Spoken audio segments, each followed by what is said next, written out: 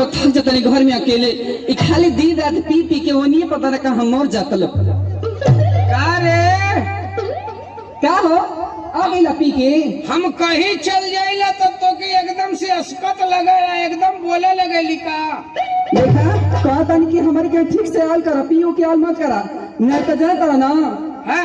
ऐसे तब के बोला दे जला कि ना दुनिया में बहुत जाने पिए थे तो के मालूम ना का ए जे पिए तो पिए लेकिन हमारे आगे कुल ना चले पिया हुआ।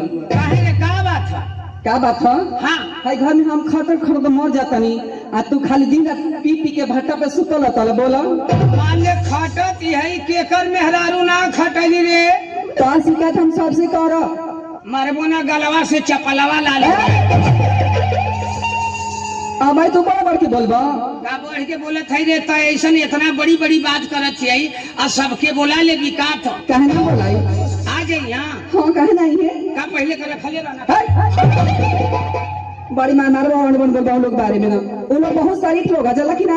अच्छा शरीफ हमारा और क्या तब काहे कहथे बोलवावे के तो क्या करी तोहरी गुरहन देख के हमरा के ना कुफुत हो गइल एकदम से तो कतना तक खड़ दे ले बताओ तो आई घर में सगरी काम बाहर से भीतर हमारे ना करतानी तोरो क्या बा करे वाला। अच्छा ई कुल ना चली इतनी हम काम करो तो थक जातानी कि तोहरा के हमारे को काम करे के पड़ी। का बताई काम करे के पड़ी रे करबा ना। हाँ कह दे ठीक बा। हाँ पहले वादा करा कि करबा कर लेकिन यो बात करे लाग रही तो कर अरे करे लगबा हो आ नहीं तो छोड़े लग रही तो छोड़ दे ना ऐसा बात ना है करे वाला बात क्या करे के बाद खाली थोड़ी सनो हाँ। बताई हो हम ना पैर में बड़ी तेज दर्द करता तनी हमारे पैर और दबा। ये बताओ कि मेहरारू का पैर या गोड़ के दबौले हरे हे भगवान आजकल तो सब लोग दबावता पूछ ला सत्य से दबावता कि ना लोग कहो सत्या भैया तू दबौले होगा का आदमी नाना हवा ये मर्दावा अरे साउंड वाला जोगिंदर भैया से पूछ लो। जोगिंदर भैया तू दबौले हवा का मेहरारू का गोड़? अरे भैया तू हरी ले तो बढ़िया तब केहू रड़ू है ना बा ऐसे कहता रम का के ना कहे के ऐसा बात है ना तू रड़ुआ ना हम उमरद हम।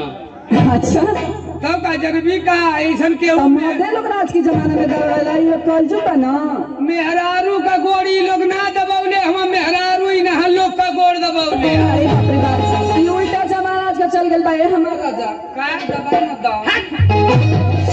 हर जो नहीं तो मरबो इतना मार भले यही जे पिटा जेबो थका तू हमारे गोड़ ना दबाई बा नहीं रे ना दबाई बा ना दबाई तो जा तो तेरिया चरित्र दइयो न जलनो आ तो से हम गोड़ दबवा लेई तो हमसे देख मत तो से बियाह कैले हम अतमो से शादी कैले है। अरे पागल बियाह शादी दोनों एके ना भाई काहे ना ए दबा न तो गोड़ ना दबाई रे कह देनी कि ना दबाई तो ना दबाई ना दबाई बा नहीं चला ठीक बा अगर हम कसम खातानी अगर असले बाप का बेटी हो असल बाप की बेटी हो तो तारा से गोड़ दबा असल बाप का बेटी हो हाँ तो हम हमार मेहरारू है कि ऐसा कहती और क्या कि असल बाप का बेटी हो हाँ तो से गोड़ दबवा दे दबवा ले हो गुस्सिया के तो हम खुनसाई के कहा था असले ससुरे का दामाद हो। अच्छा तो तोर गोड़ ना दबाई ठीक बा हम जात है हर जोता हाँ अतः ये काम करी है कि लिट्टी में गोईठा लगा के लेके आई। अरे पागल लिट्टी में गोईठा ना गोईठा चूल्ही में लगा के लिट्टी सेक के लेके आई।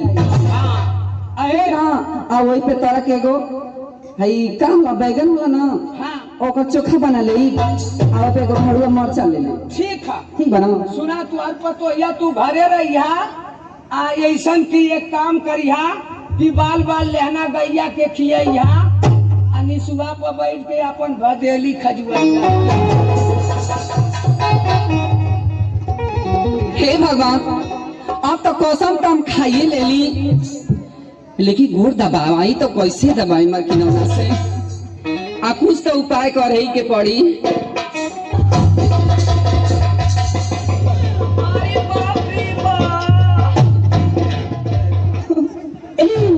अरे कार गैला, अरे बाप रे बाप,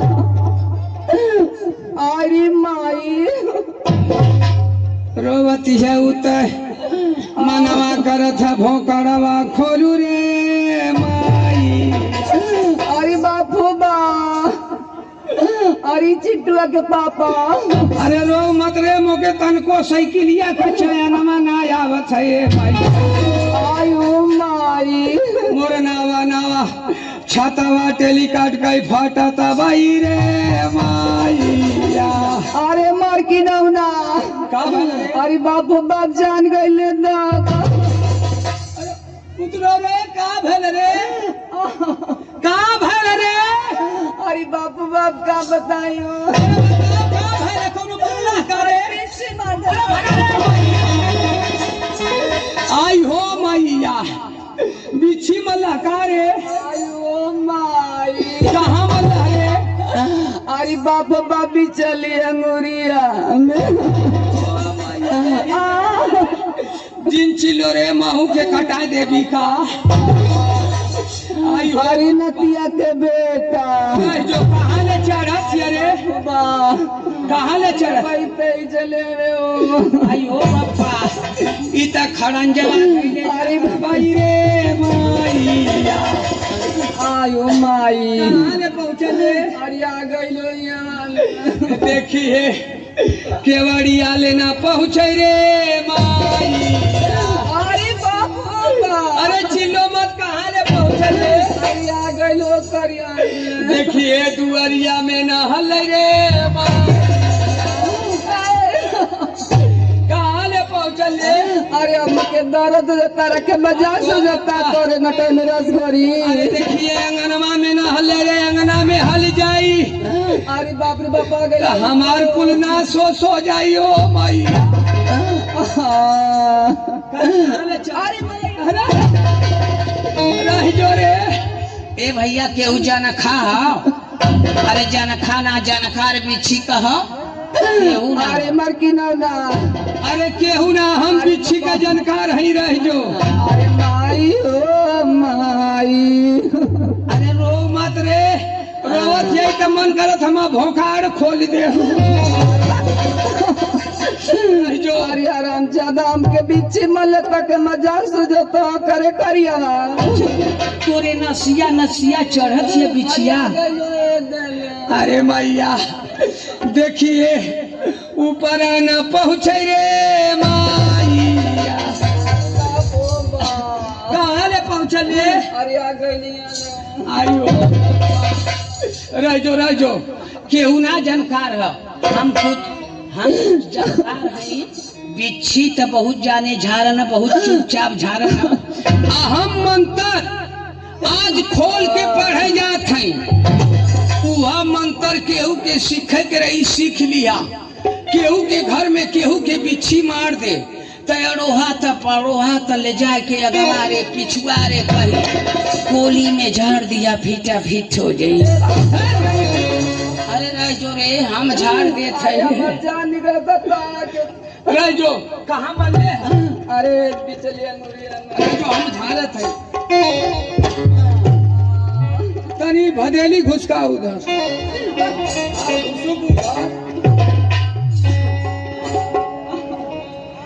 अरे गुइया गुइया ये गुइया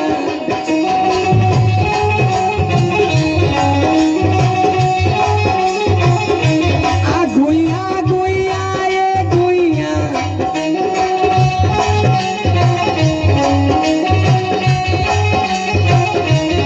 बिछिया मार के पाराई नीला देखाई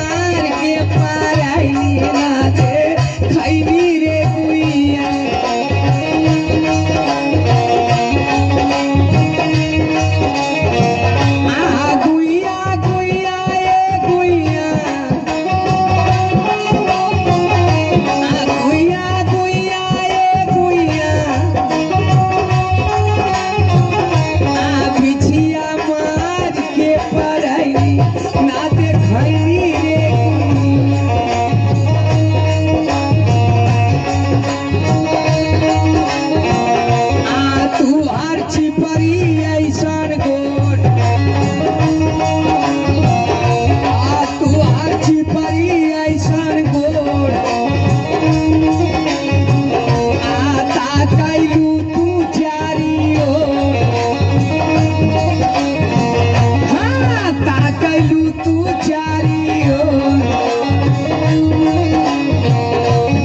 तुहरे अखिया कै पुतरिया जैसे मुसुर मुसुर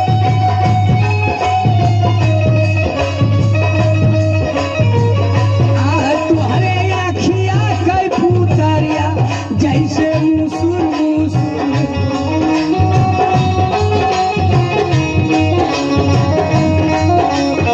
आजी आजी ए आजी आई नानी नानी ए मौसी मौसी ए मौसी भौजी भौजी ए भौजी आ तोहके सुइया लगैबै बिछिया उतारी ए भौजी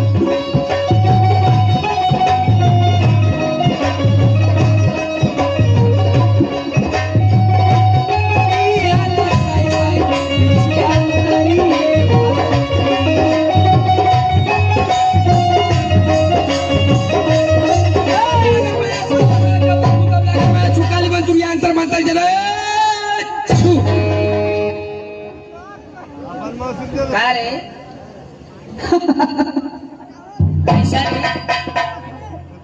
कैसा रे कैसन हंसत छे ए मार्की नोनो हाँ